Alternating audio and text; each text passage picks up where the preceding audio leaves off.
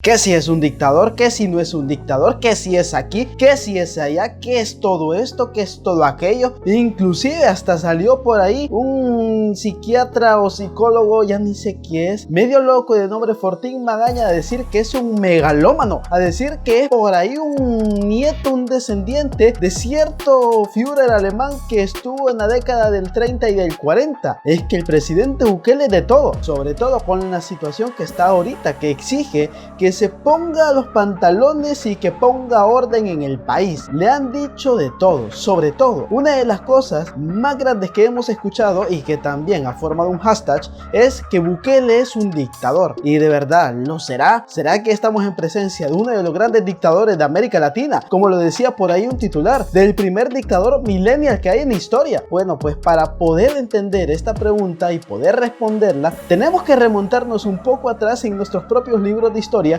y poder revisar un poco cómo suele ser un dictador. Por eso en esta ocasión vamos a revisar cómo fue el último gran dictador que hubo acá en nuestro país, para entender un poco sobre la psicología del mismo, cómo funciona, qué es lo que hizo, en qué consiste, pero sobre todo establecer puntos comparativos para poder decir si Bukele es o no es un dictador. Así que empecemos.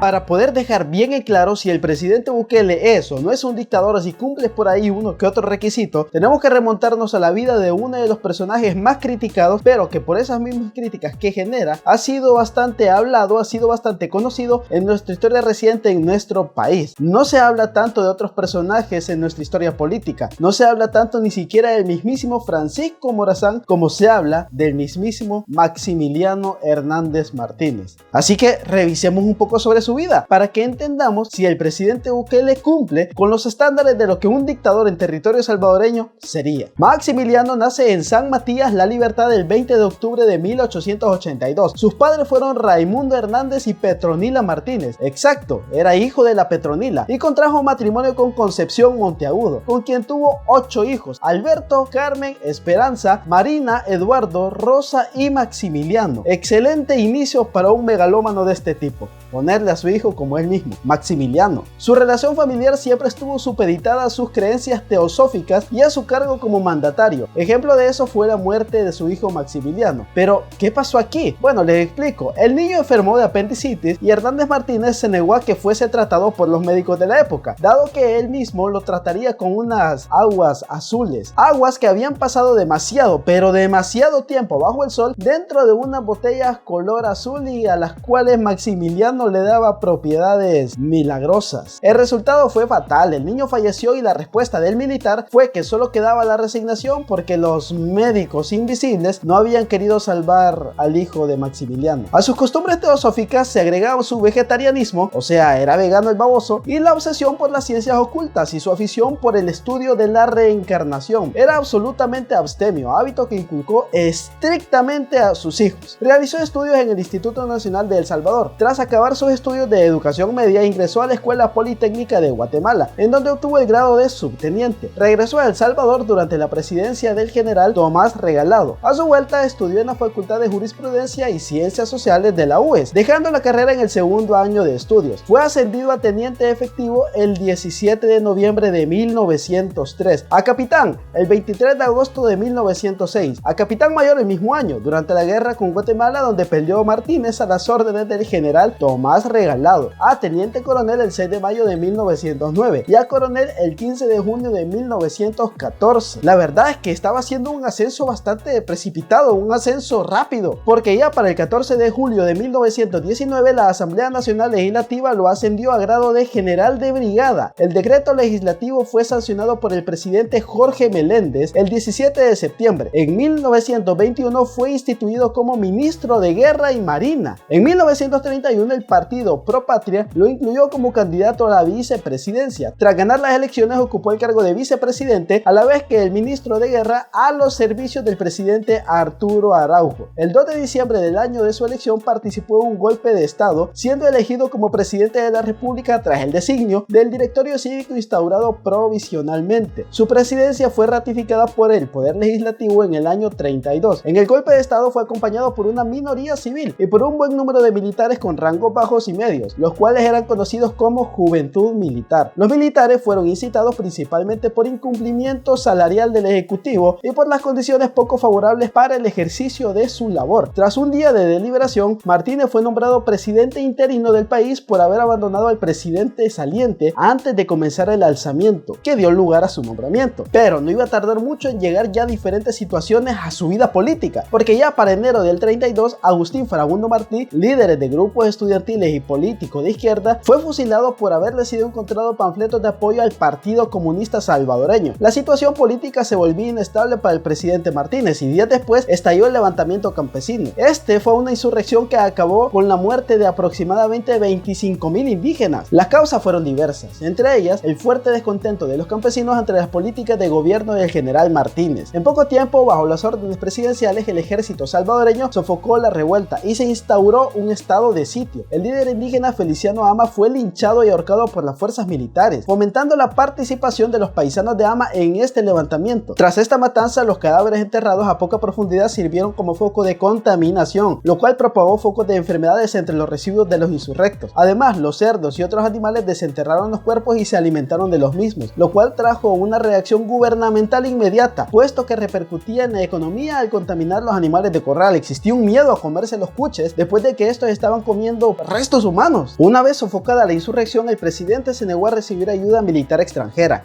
refiriendo un telegrama al almirante de los buques de guerra que Estados Unidos y Gran Bretaña habían enviado. El telegrama decía lo siguiente: el jefe de operación de la zona occidental de la República, general de división José Tomás Calderón, saluda atentamente en nombre del gobierno del general Martínez y en el suyo propio al almirante Smith y comandante Brandeu de los barcos de guerra Rochester, Skena y Vancouver, y se complace en comunicarles que declaramos situación absolutamente dominada, fuerzas del gobierno de El Salvador, garantizadas vidas, propiedades y ciudadanos extranjeros acogidos y respetuosos, leyes de la República.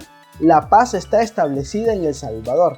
La ofensiva comunista ha sido desechada, sus formidables núcleos dispersos. Hasta hoy, cuarto día de operaciones, están liquidados 4.800 bolcheviques, haciendo referencia a los que se levantaron. Tras esta matanza, Hernández Martínez se ocupó de llevar a todo el país a diversas obras teatrales, tales como Pero también los indios tienen corazón y Pájaro sin nido, cuyo contenido pretendía matizar los hechos para aplacar los rumores y los reclamos de algunos sectores con respecto a lo que ocurrió. Mandó a destruir todos los periódicos, artículos o panfletos que le fueran contrarios con respecto a este tema. El objetivo fundamental fue el de convencer a la opinión pública que los indígenas fueron confundidos por los comunistas y que la insurrección había sido financiada por la Unión Soviética, lo cual obligó a la matanza. Además, tras los acontecimientos, Alfredo Schlesinger, simpatizante del gobierno de Hernández Martínez, escribió un libro titulado La verdad sobre el comunismo, en el cual contaba la historia según la versión oficial. Más tarde, el mismo Schlesinger escribió otro libro titulado Revolución Comunista, y que fue publicado en el año 1946, en donde reafirmaba lo que decía en el primero. Algunas partes de estos libros han sido fuertemente criticados por encubrir los hechos, aunque también hay críticas por exagerar los acontecimientos. En general, las acusaciones apuntan a que las cifras de fallecidos son mucho menores que las reales y que se describen actos vandálicos por parte de los alzados que en realidad nunca ocurrieron. En cuanto a los medios de comunicación, el general Martínez limitó las emisiones radiales, prensa escrita e inclusive el cine, intentando dar un giro a la historia mediante el manejo de la opinión pública. En 1935, año en el cual debían celebrarse las elecciones regulares, Hernández Martínez renunció a la presidencia, dejando en el cargo por 6 meses en manos del general Andrés Ignacio Menéndez, fungiendo durante ese tiempo únicamente como ministro de guerra. Se inscribió como candidato único a la presidencia, por lo cual obviamente prolongó su mandato por un periodo más. En 1939 fue ratificado por el Poder Legislativo en el cargo, sin necesidad de elecciones. En 1944 fue el Poder Legislativo Legislativo, quien prolongó de nuevo el mandato de Hernández Martínez. Sus políticas de gobierno tuvieron diversos efectos sobre la vida cultural, política y económica del país. Sin establecer un gobierno centralizado, participaba en casi todas las decisiones que tenían que tomarse, dirigiendo casi personalmente cada una de las actividades de su gobierno. Alejó a los militares, con excepción de sí mismo, por supuesto, de la administración civil, y fue por ello su gabinete minoritariamente castrense. Los sueldos para los funcionarios de gobierno y para los militares fueron sumamente bajos, en comparación con épocas anteriores, lo cual ahuyentó significativamente a los militares interesados en participar del gobierno. Sin embargo, siempre prefirió estar cercano a la protección militar, por lo cual trasladó el despacho presidencial y su residencia familiar a la entonces Escuela Normal de Varones, a la par del cuartel El Zapote. Promovió el crecimiento económico basado en la expansión de las grandes haciendas cafetaleras, beneficiando así a todos los terratenientes e iniciando vínculos entre militares por un lado y la oligarquía por otro lado. Durante su presidencia se dio la creación del Banco Central de Reserva y el Banco Hipotecario, y la Compañía Salvadoreña de Café, la Caja de Crédito Rural, la Cooperativa Algodonera, la Dirección General de Obras Públicas y Mejoramiento Social desarrollaron una labor encomiable dentro de sus funciones, las primeras en la gran finanza y en el caso de mejoramiento social, notificando algunas haciendas para asentar a familias campesinas. Se construyeron carreteras en todo el país, la carretera panamericana entre ellas, y el Estadio Nacional de la Flor Blanca, hoy conocido como Jorge Mágico González, en donde en aquella época se celebraron los terceros Juegos Deportivos Centroamericanos. Se construyeron edificios como el del Telégrafo, el Castillo de la antigua Policía Nacional, actual sede de la Dirección General de la Policía Nacional Civil, y grandes puentes como el puente Cuscatlán sobre el río Lempa en 1942. El 23 de febrero de 1932 el Estado salvadoreño fue declarado en mora, especificando a los acreedores de la deuda externa que no iba a pagar los empréstitos si no se le ablandaban los intereses y se le alargaba el plazo. La deuda neta, es decir, sin intereses, quedó cancelada en su totalidad ya en 1938, aunque los intereses se acabaron pagando hasta 1960. Una vez pagada la deuda, propuso mediante una placa conmemorativa colocada en la Asamblea Legislativa la política de no adquisición de nuevos empréstitos internacionales en el futuro. Pese a esta iniciativa, igualmente adquirió préstamos para la construcción de la carretera panamericana. Por otro lado, el 12 de marzo de 1932 decretó la ley moratoria, mediante la cual redujo los intereses de los deudores que estaban a punto de caer en la bancarrota. Además, con el objetivo de estabilizar el valor del colón, creó el Banco Central de Reserva de El Salvador en 1934, indemnizando a los bancos privados para que dejasen de emitir dinero, porque sí, los bancos privados en esa época eran los que emitían el dinero. En cuanto a las políticas referente a la población, siempre predominaron sus costumbres teosóficas. Por ejemplo, cuando se desató una peste de viruela, esta fue tratada por el presidente forrando con papel azul las lámparas de las plazas, esperando a que los médicos invisibles, esos mismos que esperaban que le salvaran al hijo Maximiliano, salvasen a los que estaban destinados a vivir. Entre otras cosas, estableció que todo aquel que pidiese educación debía ser considerado comunista. Imagínense ustedes, negando especialmente el acceso a la educación a los obreros y asalariados, porque, en sus palabras, pronto dejaría de haber personas dispuestas a trabajar en tareas de limpieza. Estableció en julio de 1932 el Fondo de Mejoramiento Social y en octubre la Junta Nacional de Mejoramiento Social, cuya actividad principal era la de adquirir viviendas y facilitar los créditos blancos a los campesinos para comprarlas. Sin embargo, dicha actividad no trajo los resultados esperados por la población, ya que los beneficiados fueron mucho menos de los que se había proyectado. Pese a que se le calificó como una reforma agraria, esta no lo fue, puesto de que las tierras no fueron expropiadas, sino compradas a precio de mercado y vendidas a un inferior, utilizando fondos nacionales que jamás serían reintegrados y que pasarían a manos de los terratenientes de la época. También se construyeron viviendas para ser vendidas en las mismas condiciones, aunque esto se dio en una mucho menor escala. Modificó la ley de la policía de 1879, prohibiendo a civiles el porte de armas de fuego, cuchillos, machetes u hondillas, elevando a calidad de delito la evasión de dicha ordenanza. Por otro lado, estableció que serían perseguidos y castigados como vagos los que no tuviesen oficios lícitos o modo de vivir honesto. La pena por hurto era la amputación de una mano y ante la reincidencia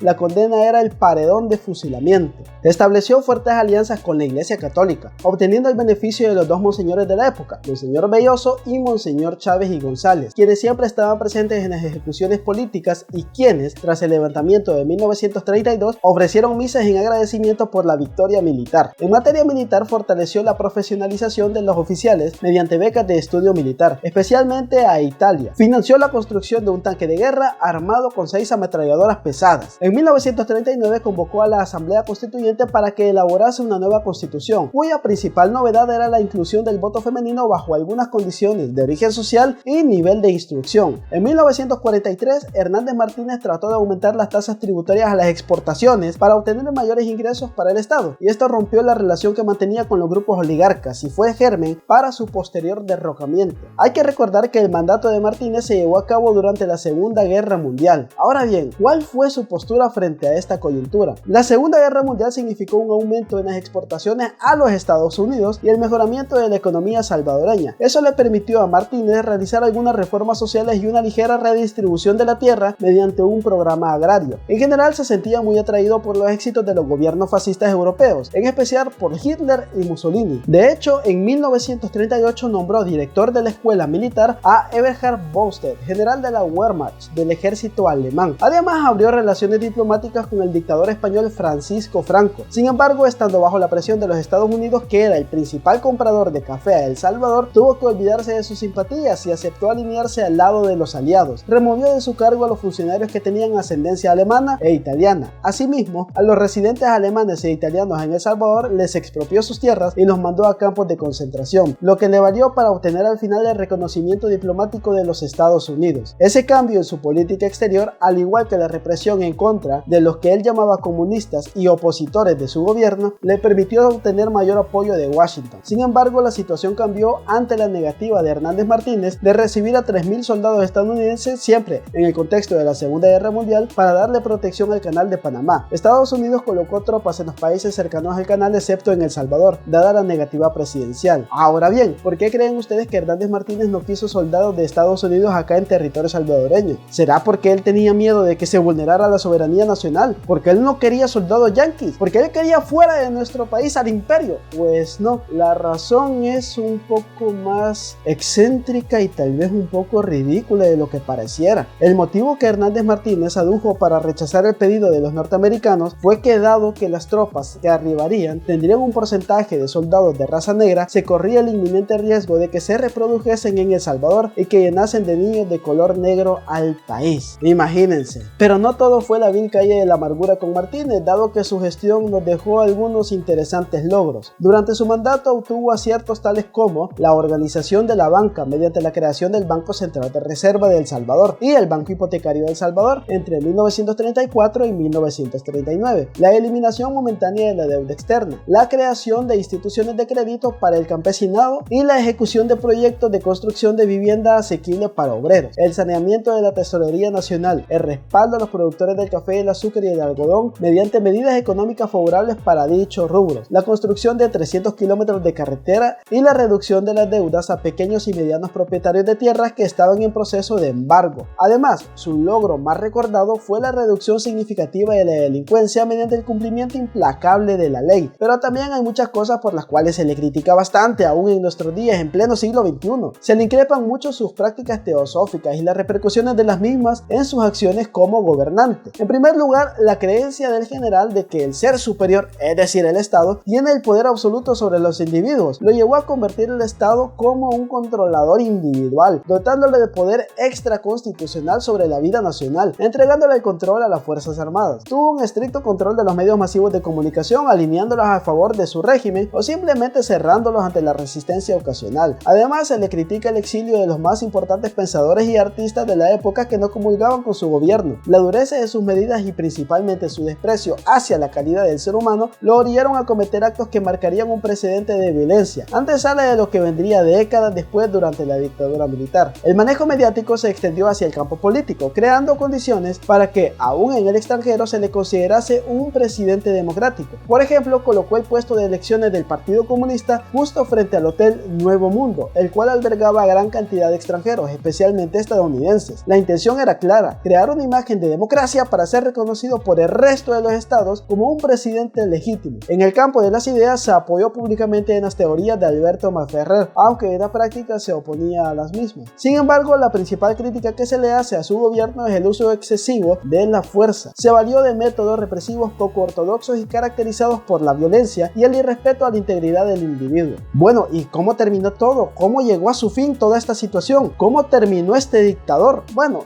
dado que Hernández Martínez tenía pretensiones de extender su mandato más allá de 1944, los militares inconformes por los fusilamientos de oficiales opositores se alzaron en contra del gobernante y lo obligaron a renunciar en 3 días. Fue entonces cuando la sociedad civil, bueno, esto de sociedad civil es cuestionable, vamos a hablar de eso en otro video, se los promete, se manifestó en contra de los fusilamientos masivos de oficiales alzados. Se rebeló mediante una huelga de brazos caídos que desembocó en la renuncia de Martínez. Su renuncia fue anunciada por él mismo mediante un comunicado radial el 9 de mayo de 1944 a las 9 de la noche. Acabó su discurso con la frase: "No creo en la historia porque la historia la hacen los hombres y cada hombre tiene su pasión favorable o desfavorable. Yo no creo más que en una cosa, en mi conciencia, y en esa conciencia que me dice que he cumplido con mi deber". ¿Verdad que se parece a los discursos areneros o pensionistas de hoy en día? Tras su renuncia a la primera magistratura, huyó vía terrestre a Guatemala, donde fue recibido por su hermano Guadalupe. Luego se movió hacia los Estados Unidos para finalmente trasladarse a Honduras. Ahí fue asesinado por Cipriano Morales, su motorista, quien le asestó 17 puñaladas. El asesinato se perpetró en el comedor de su residencia, en Honduras, el 15 de mayo de 1966. No llegó a ver ni la guerra de las 100 horas. Tras la muerte del dictador, se le dio su nombre a una brigada de exterminio anticomunista que funcionó como Escuadrón de la Muerte. Con su mandato se iniciaron más de 5 décadas de gobiernos militares que desembocarían, entre otras cosas, en una guerra civil en la década de los 80. Así que bueno, ahí revisamos quién era un verdadero dictador, cómo se comportaba un dictador y qué hacía más o menos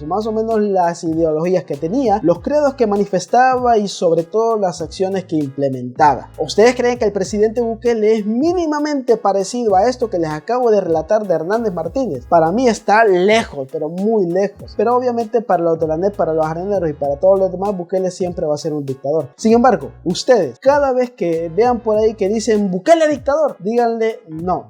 Martínez era un dictador, y en serio que lo era, estaba un poquito loquito Martínez, pero a la vez decir que no logró nada y que todo en su gestión fue total fracaso sería mentir, porque la verdad tuvo logros como lo acabo de mencionar. Pero ustedes, ¿de qué tipo de pensamiento son? ¿Ustedes son de la idea que el presidente Bukele se parece a Martínez o que no, que es totalmente diferente? Y ya hablando de Martínez, ¿ustedes lo ven como un héroe de la patria, alguien que hizo todo lo que tenía que hacer para que el país fuese lo mejor de lo mejor, o lo ven como un dictador más? Déjenme su comentario ahí, en la caja donde se deje. Se les quiere, gracias a todos por estar acá pendientes y no olviden suscribirse a este canal, activar la campanita de notificaciones y mantenerse pendientes, que en este canal se suben videos todos los días. Adiós.